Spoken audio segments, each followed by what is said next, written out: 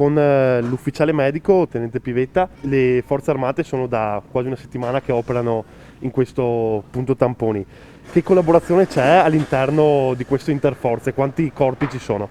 Sì, allora questa operazione si chiama Operazione Igea, è stata voluta fortemente dal Ministro della Difesa Guerini e cooperano tutte e quattro le forze armate, quindi oltre all'esercito italiano anche l'Arma dei Carabinieri, la Marina Militare e l'Aeronautica Militare.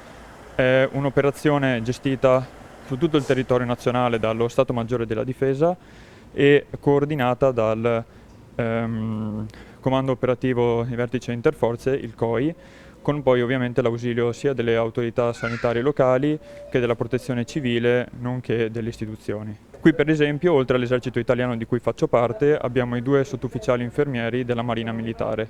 Quindi in generale su tutto il tratto nazionale abbiamo tutte e quattro le forze armate impiegate in questa operazione. Dopo una settimana di tamponi alla Zoppa Sarena ci darebbe qualche numero di tamponi effettuati? Certo, allora nella prima settimana abbiamo superato i 2000 tamponi, abbiamo fatto 2060 tamponi, in media ne facciamo circa 170-180, poi negli ultimi giorni eravamo riusciti a superare anche i 200 tamponi giornalieri, operando comunque dalle 8 del mattino fino alle 14 circa. In accordo con l'ASL diamo priorità ai bambini, soprattutto sotto i 7 anni, alle donne in dolce attesa e agli anziani.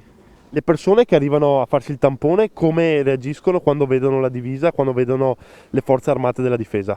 Sono molto contenti, soprattutto per quello che è il nostro approccio con i bambini.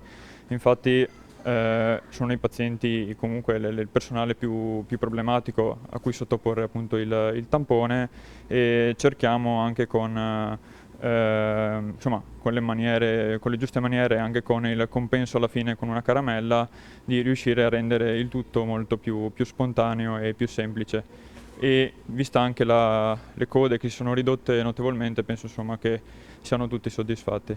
E dopo la sanificazione che c'è stata a Conegliano e quindi un'altra volta l'esercito torna a Conegliano per aiutare la popolazione in questo momento difficile.